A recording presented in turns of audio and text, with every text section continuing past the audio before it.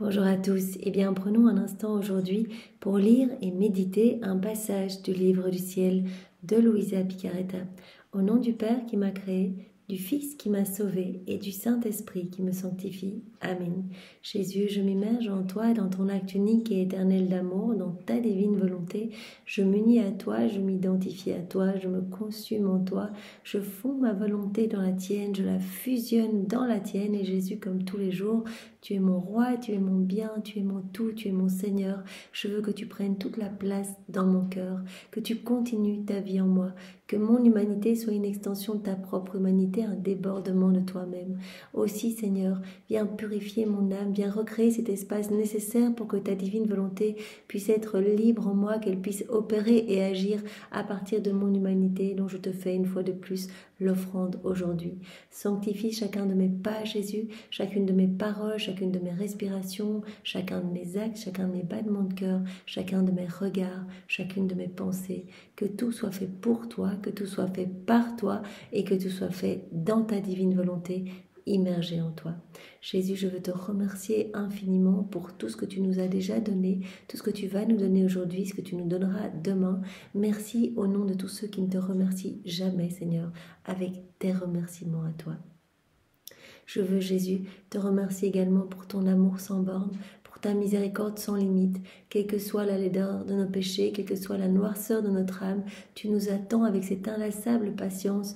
Tu guettes notre retour, comme le Père du Fils prodigue, et avec compassion, eh bien, tu nous regardes, tu nous prends dans tes bras. Si vraiment, si nous revenons à toi, tu nous laves de tes larmes, tu nous laves dans ton sang, et tu nous revêts des plus beaux joyaux du ciel. Tu nous redonnes cette place de fils et de filles de Dieu, Seigneur. Donc il suffit que nous fassions ce petit pas vers toi, que nous t'ouvrions nos cœurs, et vraiment toi tu t'occupes de tout, Seigneur.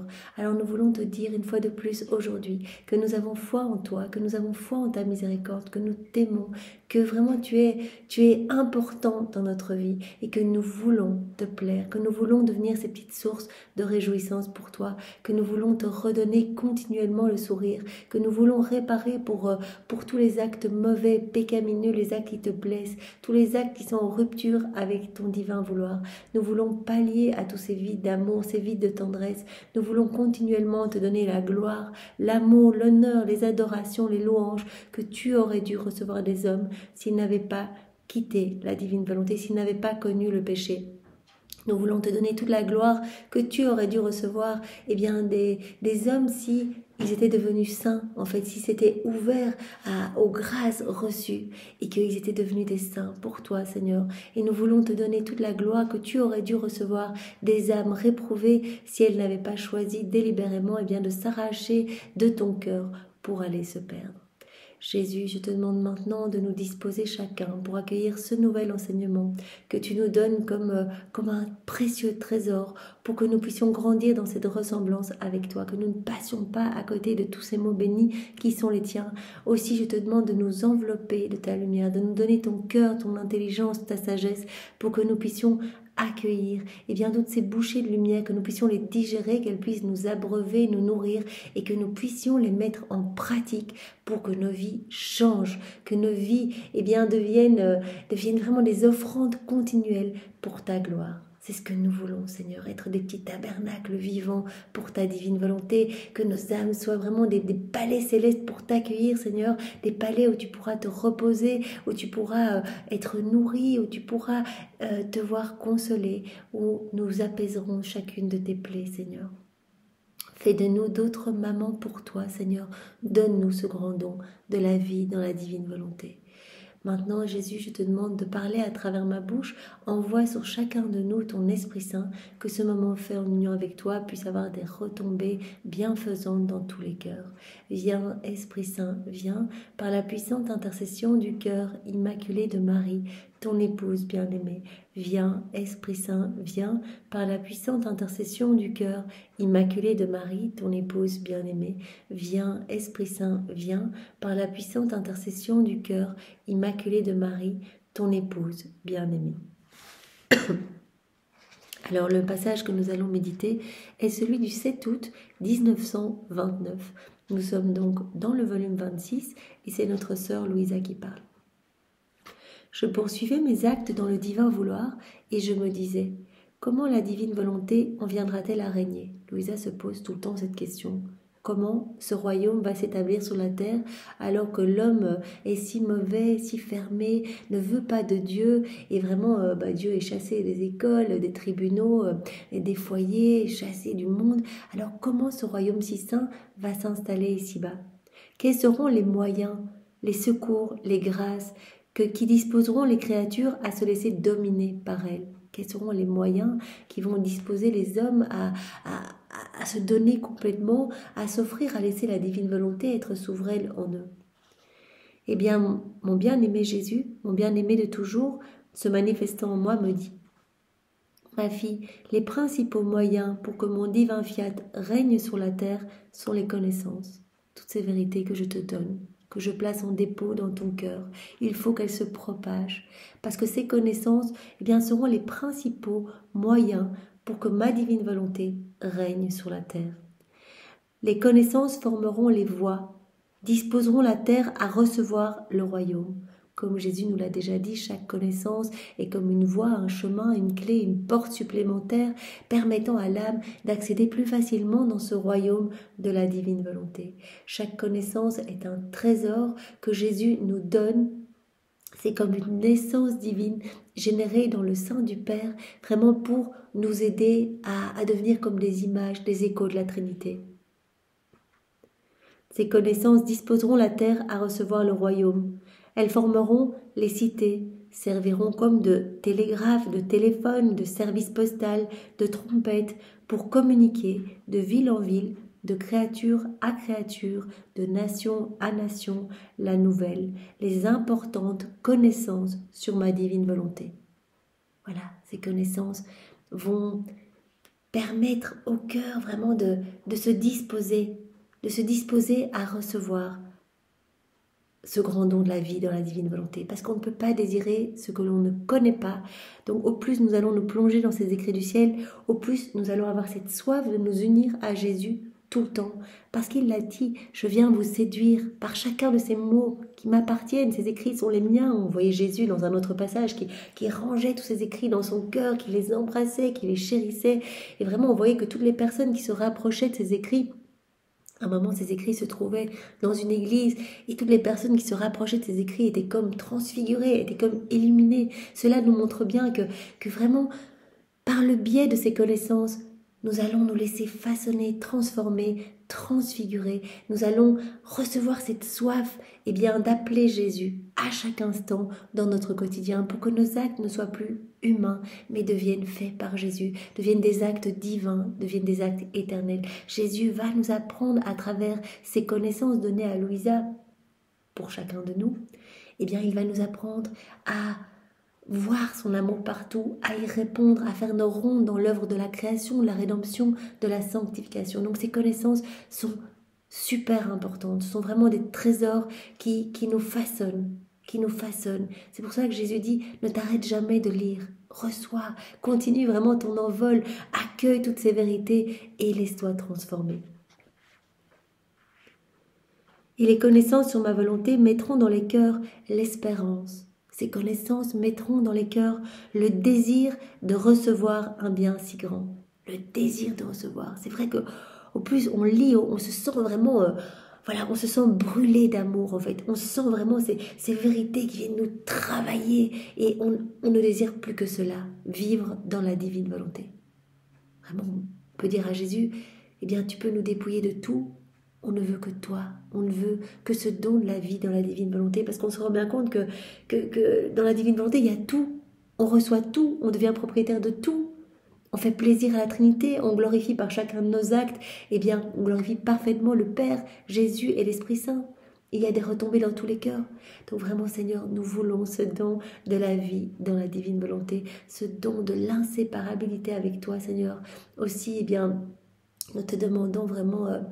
de nous donner cette grâce de l'abandon. Il n'y a que dans cet abandon filial que tu vas pouvoir nous remplir de toi. Il n'y a pas à sortir de ceci. Un bien ne peut pas être désiré ni reçu s'il n'est pas connu. C'est la connaissance qui crée vraiment cette soif, ce désir de recevoir ce don. Et s'il était reçu sans être connu, ce serait comme s'il ne l'avait pas été. Voilà, quelqu'un qui dit je vis dans la divine volonté, mais qui ne s'est pas plongé dans les écrits du ciel, qui n'a pas accueilli toutes ces connaissances.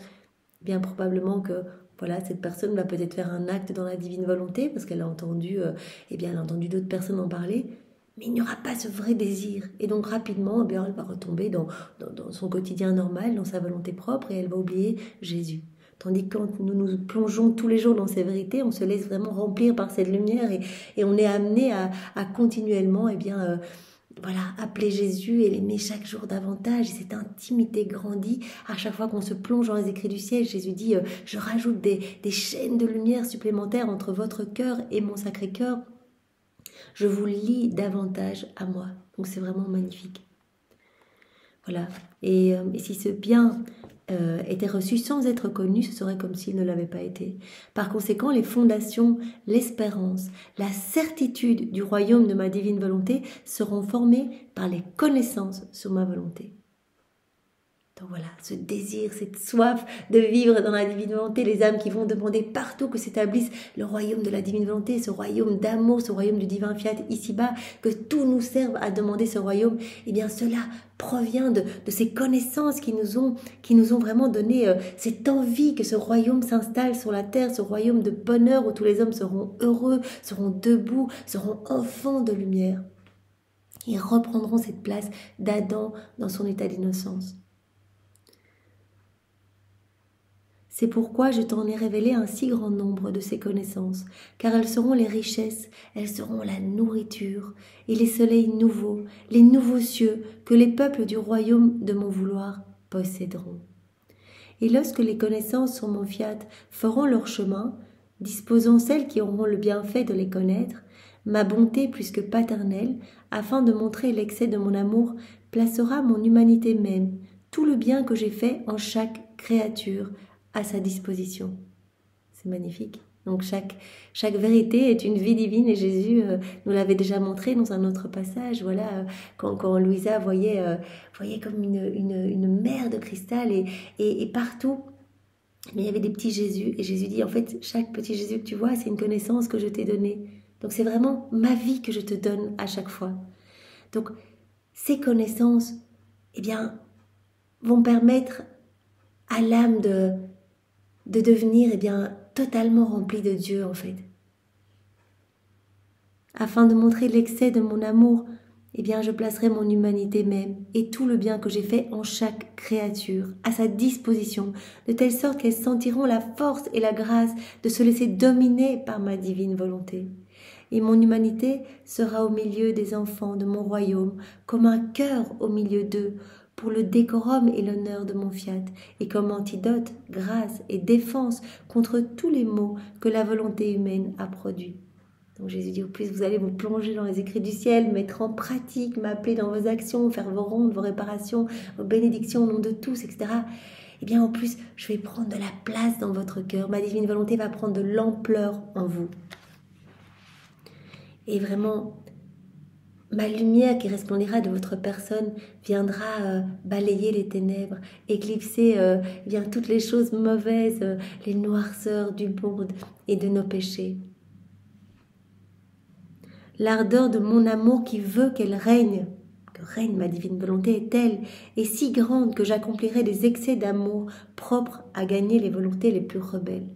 Tellement beau. Donc Jésus veut tellement que tous les hommes possèdent ce grand don de la vie dans la divine volonté, que tous les hommes se laissent remplir uniquement des choses du ciel, que tous les hommes acceptent ce dépouillement des mains de Jésus qui vient retirer de notre cœur toutes les mauvaises choses, tout ce qui nous assombrit, tout ce qui nous rend tristes, tout ce qui nous rend malades. C'est lui qui va venir faire ce nettoyage. Et donc dès que nous lui donnons notre oui, quand nous nous plongeons dans les écrits du ciel, quand nous nous unissons à lui, il a cette autorisation pour retirer notre cœur ce qu'il y a de mauvais et nous remplir davantage des choses célestes.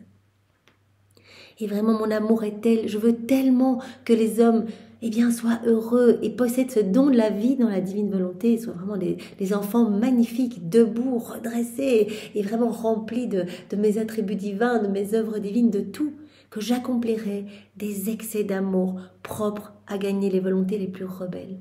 Jésus dit, je m'occuperai de tout. Je ferai des prodiges d'amour pour que les âmes désirent s'unir à moi, que les âmes me laissent toute la place dans leur cœur. Je ferai des excès d'amour, des prodiges d'amour, et les âmes les plus rebelles reviendront à moi. Tout ça, c'est magnifique. D'ailleurs, Jésus nous l'a déjà dit tellement de fois, je m'occupe de tout. Donnez-moi juste votre petit oui. J'ai juste besoin de votre petit oui, de votre toute petite ouverture de cœur. Et moi, je viendrai vous purifier, vous embellir, vous sanctifier, vous ennoblir, vous donner la sainteté même de mon Père. Je m'occuperai de tout. Même si vous pensez que c'est impossible, parce que vous êtes dans les mêmes péchés, dans les mêmes attitudes mauvaises, etc. Ne vous inquiétez pas. Comme l'envol de l'âme vivant dans ma divine volonté est rapide. Ce qu'elle n'aura pas pu faire en 40 ans, 50 ans, que sais-je, vraiment par l'exercice de sa volonté propre, ce qu'elle n'aura pas pu atteindre comme degré de beauté dans son âme, je lui donnerai en une journée, en quelques heures, puisqu'un acte fait en union avec moi vaut plus que tous les actes d'amour de tous les saints de tous les temps faits dans leur volonté propre. Un acte fait par Dieu vaut bien sûr plus que tous les actes magnifiques, mais humains. Donc Jésus dit, ne t'inquiète pas, donne-moi juste ton oui. Et moi, je ferai des miracles dans ton âme. Mon excès d'amour est tellement grand qu'il débordera dans tous les cœurs, et des âmes endurcies reviendront à moi. En entendant cela, je semblais surprise, comme si je voulais jeter un doute sur ce que Jésus me disait. Et lui, reprenant la parole, ajouta, « Ma fille, pourquoi en douter ? Ne suis-je pas libre de faire ce que je veux et de me donner à qui je veux ? Mon humanité n'est-elle pas le frère aîné qui possédait le royaume de ma divine volonté ? Et à titre de frère premier-né, n'ai-je pas le droit de le communiquer aux autres frères ? Jésus a dit, mon humanité, c'est comme le frère aîné de vous tous. Je suis comme votre frère aîné, donc je suis la divine volonté. Et sur la terre, ma divine volonté était totalement opérante et agissante à travers mon humanité. Donc, j'ai le droit en tant que frère aîné, en tant que premier-né, de donner ce don à mes enfants, à mes frères, me plaçant moi-même à leur disposition pour leur donner un bien si grand. Ne suis-je pas la tête de toute la famille humaine qui peut faire couler la vertu de la tête dans leurs membres et descendre l'acte vital de ma divine volonté dans les membres ? De plus, n'est-ce pas mon humanité qui demeure en vous continuellement, qui vous donne la force et la grâce de vouloir vivre dans ma volonté, vous faire ressentir cette paix et cette joie afin d'éclipser votre volonté humaine ? C'est moi, en vous, qui opère tout ce travail. Voilà, si vous arrivez à faire vos rondes, si vous arrivez à vraiment à comprendre quand vous lisez les écrits du ciel, à vous laisser brûler par mon amour, c'est moi qui opère tout cela en vous. Tout est grâce, c'est moi qui donne tout. Je suis libre de donner à qui je veux et je veux donner à tous mes enfants. Je veux que mon royaume s'installe sur la terre. Voilà. N'est-ce pas mon humanité qui demeure en vous continuellement, qui vous donne la force, qui vous donne la grâce de vouloir vivre dans ma volonté ? Quand on a cette soif et qu'on demande tout le temps que vienne s'établir le royaume de la divine volonté, c'est la divine volonté qui le demande en nous. C'est Jésus qui le demande en nous, il a hâte que son royaume s'établisse sur la terre. Voilà, c'est mon humanité qui demeure en vous continuellement, qui vous fait ressentir cette paix et cette joie afin d'éclipser votre volonté humaine de telle sorte qu'elle se sent heureuse de vivre comme si elle n'avait pas de vie.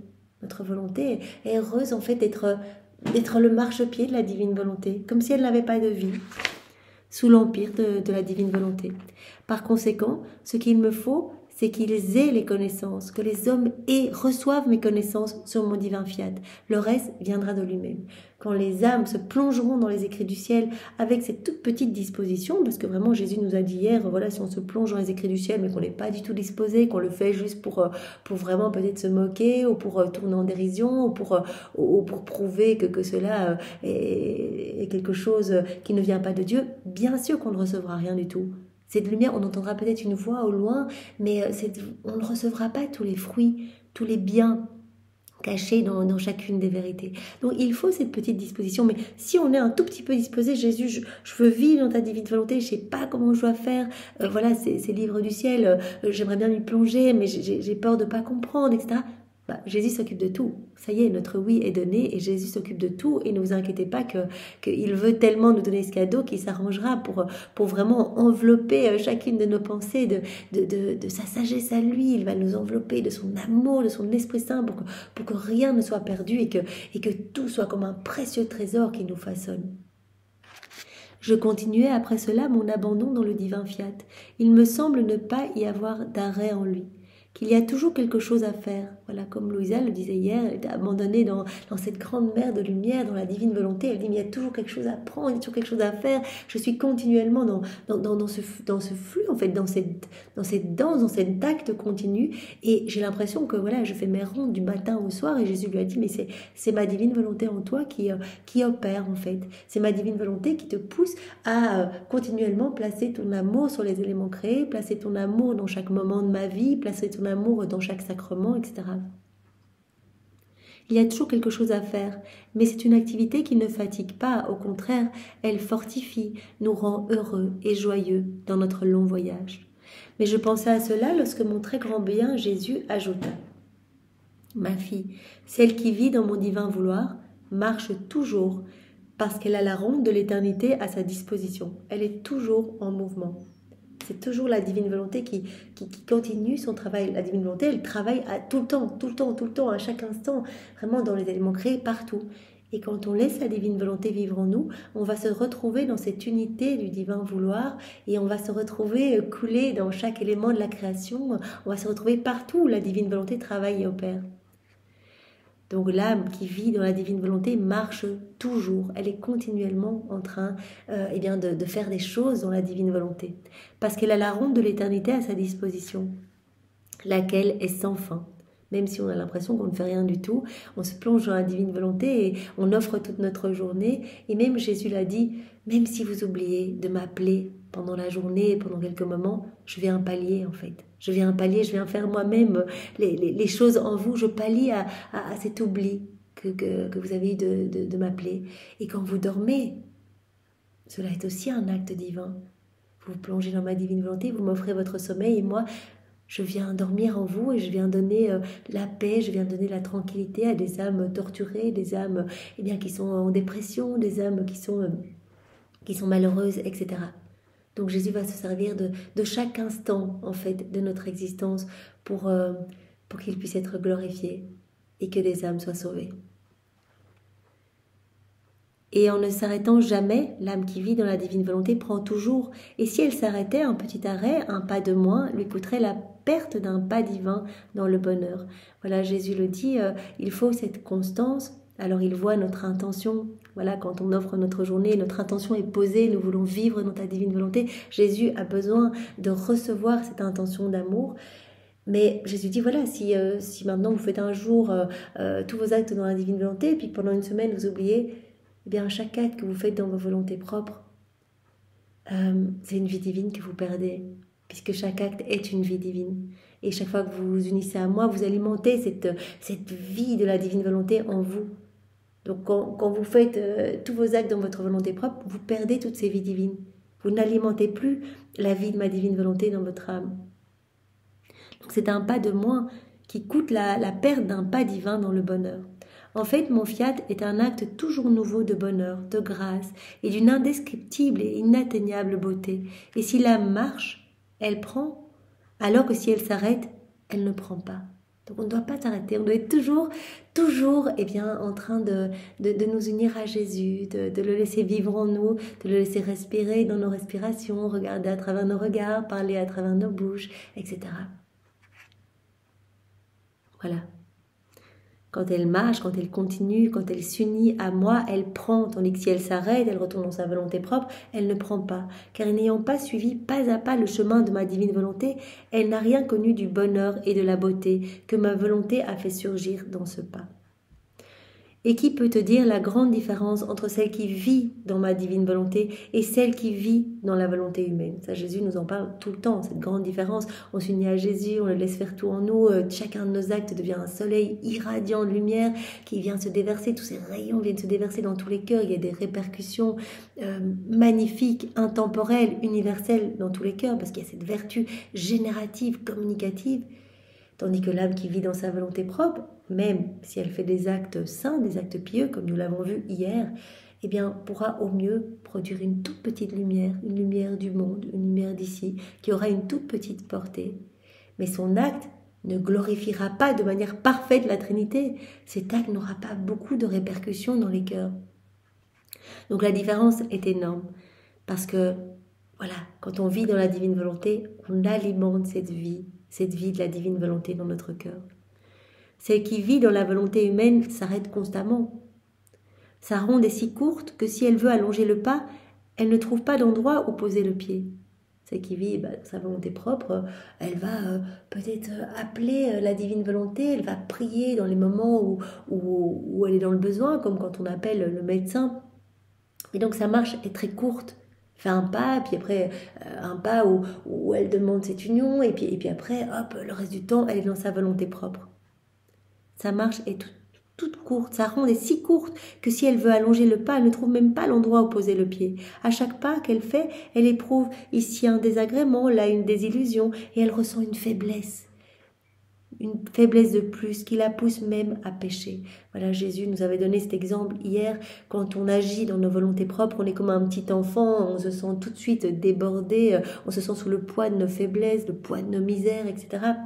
Parce qu'on agit seul, on peut supplier pour recevoir des grâces, voilà, comme ce petit enfant qui va recevoir un bonbon, qui va avoir une petite satisfaction, etc. Mais ce n'est pas la même chose que si on vit dans la divine volonté, on laisse Jésus vivre en nous, on a sa force divine en nous, et donc on devient fort face à toutes les épreuves de la vie. Ce n'est pas nous, c'est la force même de Dieu, c'est la patience de Dieu, c'est sa douceur, c'est son amour, ce sont toutes ces qualités divines qui vont rayonner de notre personne. Donc, on va être debout et laisser Jésus vivre en nous. Voilà, donc l'âme qui vit dans sa volonté propre est remplie de misère, de précipices et d'amertume. En plus, elle est tributaire des conditions extérieures. Si elle a envie d'exercer la vertu de l'obéissance, il faut une personne qui la mette sous obéissance. Donc vraiment, il va y avoir ces arrêts continuels en fait. Il n'y a pas... L'âme qui vit dans sa volonté propre ne possède pas cet acte continu, cet acte incessant qui ne s'arrête pas. Et pourtant, elles aiment tant vivre dans son cercle, quelle folie, quelle déplorable sottise de vivre dans sa volonté propre. Bien Seigneur, vraiment, donne-nous la grâce de ne jamais quitter ta divine volonté, de ne jamais t'abandonner Seigneur. Enchaîne-nous à toi avec les douces chaînes de ton amour et enferme-nous dans ton divin cœur, que nous puissions ne voir que toi, n'entendre que toi, ne parler que de toi, que notre cœur ne batte que pour toi, que nos mains s'élèvent continuellement pour te louer, te bénir, t'adorer, que nos pieds ne marchent que vers toi. Oui Seigneur, vraiment viens planter ta couronne d'épines dans nos cœurs et faire ressortir notre orgueil, faire ressortir de notre cœur, tu nous le disais dans un autre passage, que toi tu es ordre et harmonie, donc tout ce qui est désordre dans notre cœur résulte de notre volonté propre. Alors fais sortir tout ce qu'il y a de désordonné en nous Seigneur, et donne-nous ta paix. Laisse une de tes épines au centre de nos cœurs Seigneur, que nous puissions t'instituer comme notre roi, notre maître, notre bien, notre tout, et que rien en dehors de toi ne rentre dans notre cœur. Oui Seigneur, plante tes épines dans nos mains, que nous ne travaillions que pour toi, dans nos pieds, que vraiment nos pieds soient scellés au tien, que nous ne marchions que là où tu veux que nous allions, Seigneur, que nous puissions correspondre au plan d'amour que tu as pour chacun de nous. Merci infiniment, Jésus, avec tes propres remerciements, au nom de tous. Et je vous propose, puisque ce passage était assez court, de continuer avec le passage suivant. C'est tellement magnifique tout ce que nous recevons que, voilà, ouvrons grand nos cœurs et toujours, Seigneur, unis à toi, identifiés à toi, nous te demandons de venir méditer ce passage nouveau que nous allons accueillir, Seigneur, dans ta divine volonté, au nom de tous.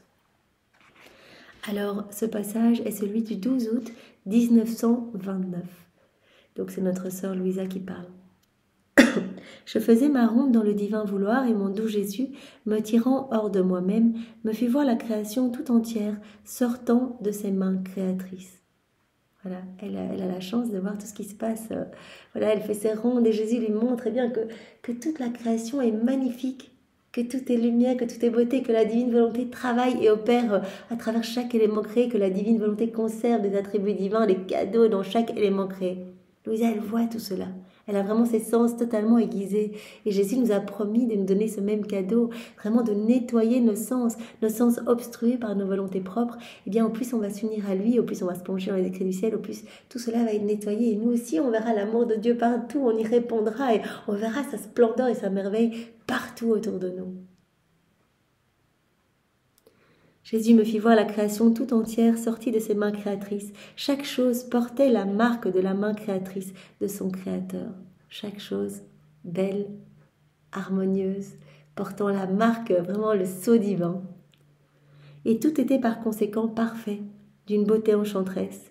Chaque chose créée était animée d'une lumière brillante, soit de par sa nature reçue de Dieu ou indirectement communiquée par celle qui la possédait. Donc tout produit de la lumière, soit par sa nature, soit communiqué directement par celle qui la possède.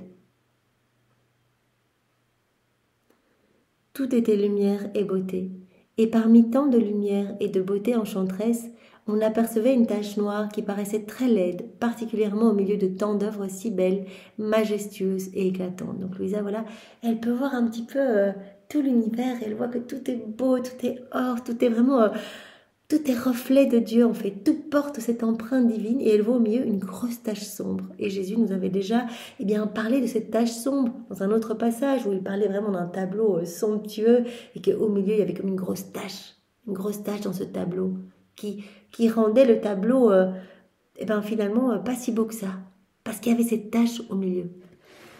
Et c'est la même chose dans la vision qu'a Louisa aujourd'hui, dont toute la nature est somptueuse et il y a cette grosse tache laide, particulièrement au milieu de tant d'œuvres si belles, majestueuses et éclatantes. Cette tache noire engendrait la terreur et la compassion, car il semblait que dans sa nature, Dieu ne l'avait pas créée noire, mais belle. Plus encore, elle avait été une œuvre d'une très grande beauté créée par l'être suprême. Elle avait déjà été une œuvre très belle, d'une très grande beauté créée par l'être suprême.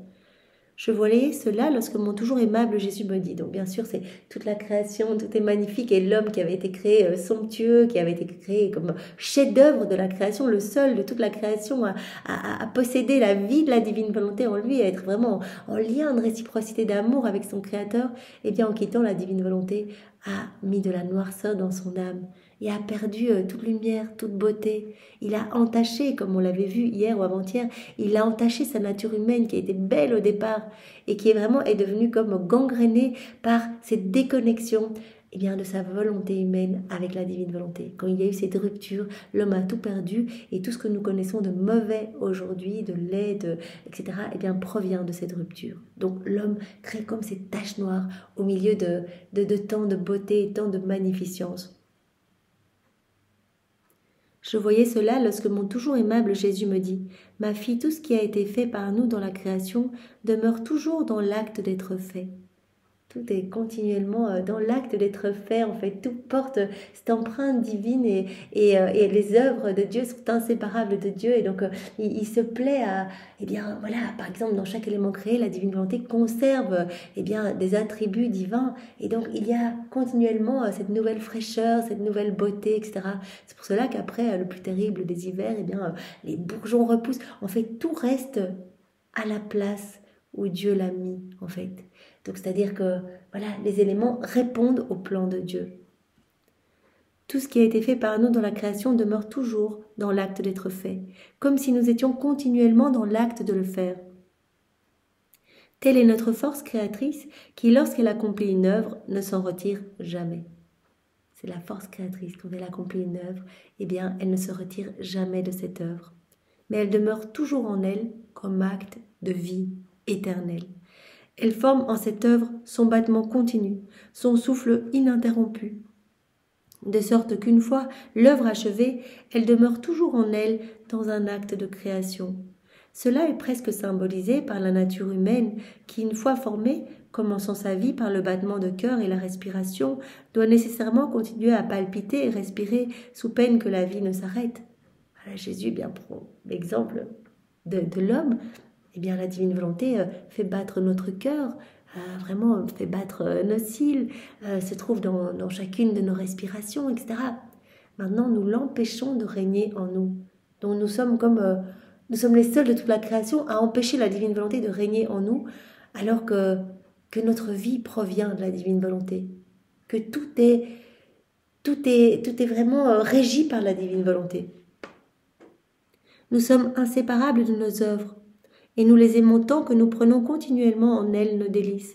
Et c'est pourquoi elles demeurent majestueuses, belles et nouvelles, comme si elles recevaient alors le commencement de leur vie. Toutes ces œuvres de la création sont continuellement belles, nouvelles, etc., comme si elles recevaient le commencement de leur vie, comme si elles venaient d'être créées des mains de Dieu.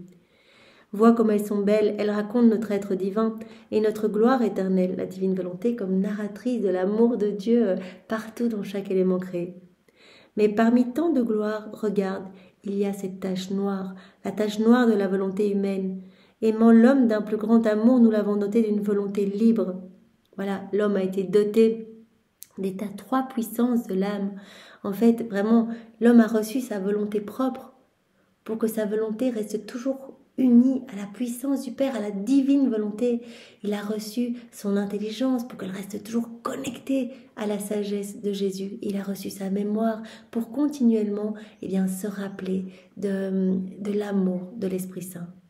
Et en quittant la divine volonté, il y a eu cette rupture de ces trois puissances de l'âme avec la Trinité. Et c'est pour cela que durant la passion de Jésus, il y a eu beaucoup de 3 fois.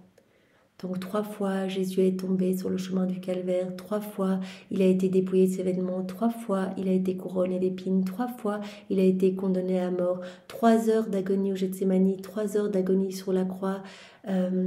3 transpercements, 3 coulements de son sang au jardin de Gethsémani. Et puis, quand il a été transpercé par la lance. Et également...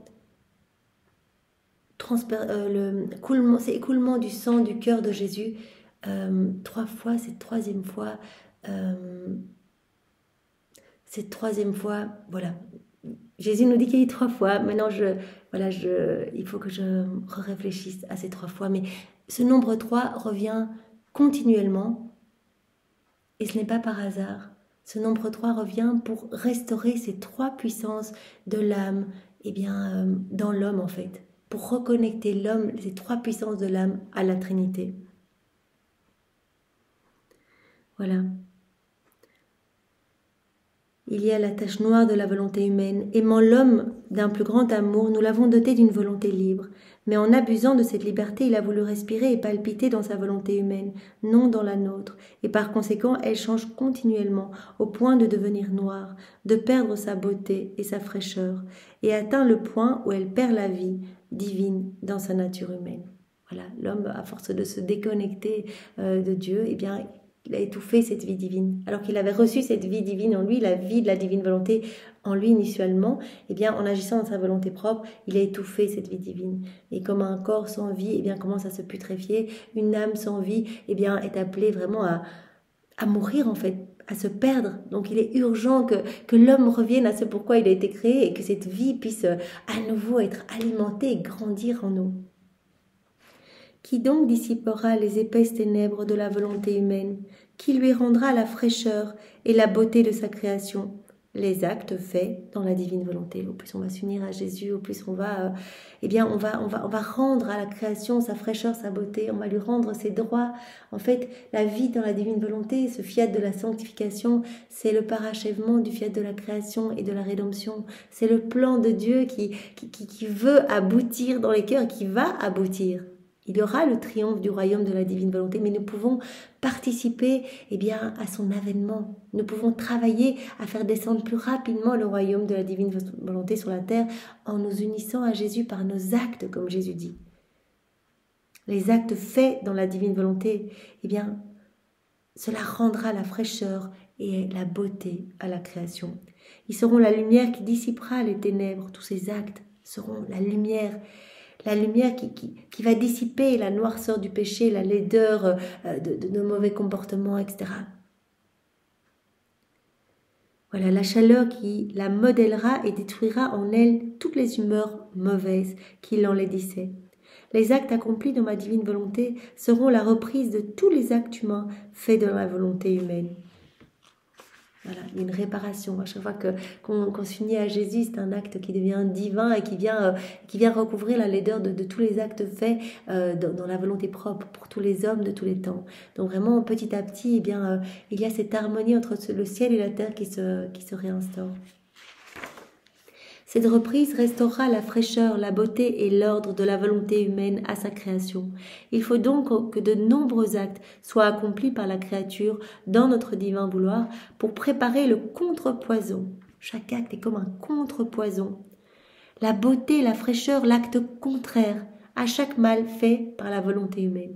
Il faut donc à chaque fois qu'on va s'unir à Jésus, on va offrir comme un remède en fait, on va offrir comme un contrepoison à tous les actes mauvais, à tous les actes faits en déconnexion, en rupture avec le divin vouloir. C'est alors que toutes nos œuvres dans la création apparaîtront belles, la tache noire disparaîtra et sera convertie en un point, le plus lumineux de tous, au milieu de la magnificence de nos œuvres créées.